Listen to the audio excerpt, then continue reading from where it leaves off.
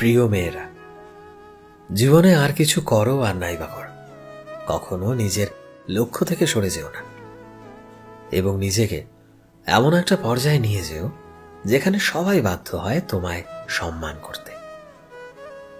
আজকে যারা তোমার দুর্বলতা নিয়ে হাসি তামাশা করছে, ভাই নেই বলে চোখ বড় বড় করে তোমার মা বাবাকে যারা বলছে কি ছেলে নেই, তাদের কথায় মন ভারী না করে সেটাকেই বরং শক্তি বানাও।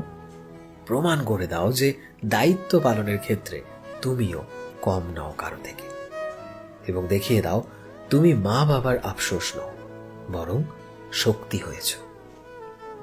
মনে রেখো, আজকে তুমি মেয়ে হলেও একদিন নারী হবে, কারো বউ হবে, কারো মা হবে, তারপর শাশুড়ি।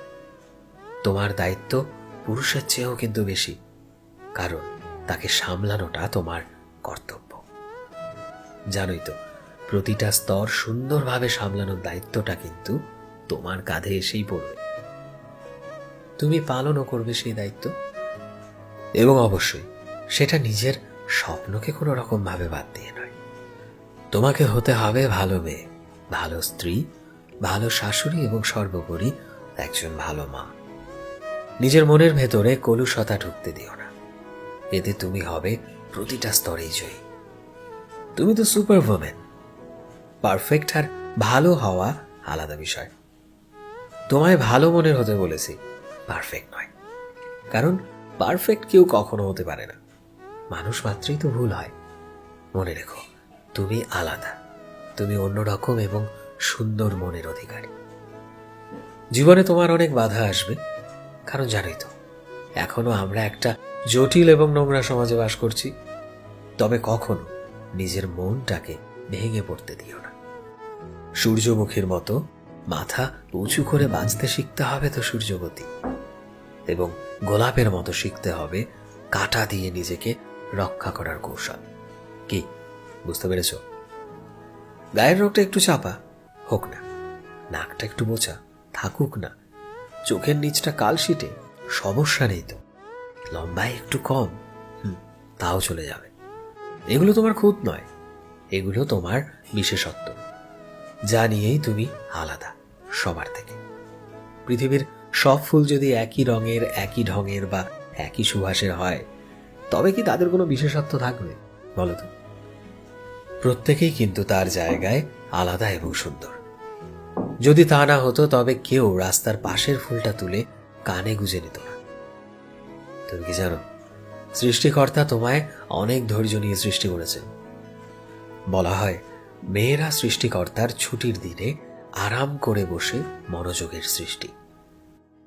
যে এত ধৈর্যের সৃষ্টি, সে যদি অল্পেতেই ধৈর্য হারিয়ে ফেলে, তবে কি চলে? ভুল বললাম হয়তো, কারণ মেয়েরা মৃত্যুর চেয়েও বেশি যন্ত্রণা সহ্য করার ক্ষমতা রাখে, এবং এটা পারে একমাত্র সে ধৈর্যধারী বলে। উৎসর্গ পর্বে তোমার চেয়ে সুন্দর আর কেউ হতে পারে না। দেখো না, তোমার নামে কত গান, কত কবিতা, কত কবির আহাজারি। বিশ্বাস রেখো নিজের ওপর, সত্যি তুমি অনন্যা। তবে সাবধান, তোমার মধ্যেই একটা দল আছে যারা অন্যরকম, বিচ্ছিরি মানসিকতার। হাজার জনের চেষ্টাও যাদের ঠিক করতে পারেনি। ভুলেও তাদের অনুসারী হয়ে ওঠো না, এবং তাদের চিনতে শেখো, যাতে তাদের পথ তোমার মারাতে না হয়। যতটা সম্ভব দূরে থাকো। জানো তো, নষ্ট জিনিসের সাথে থাকলে ভালো জিনিসও খুব তাড়াতাড়ি নষ্ট হয়ে যায়। তাই সাবধান, খুব সাবধান। সবশেষে বলবো, নিজের জন্য বাঁচো।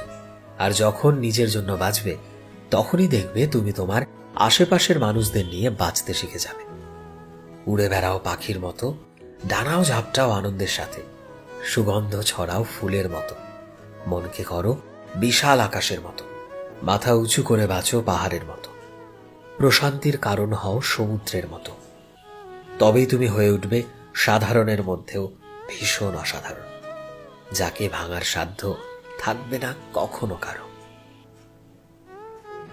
সো ফ্রেন্ডস, আমি শোভন ছিলাম তোমাদের সাথে, এবং তোমাদের সবাইকে জানাই আন্তর্জাতিক নারী দিবসের অনেক অনেক শুভকামনা। কলমে নাবিলা তাসনিম এবং গ্রাফিক্সে রয়েছে বিশ্বজিৎ। ভিডিওটি কেমন লাগলো অবশ্যই কমেন্টে জানিও।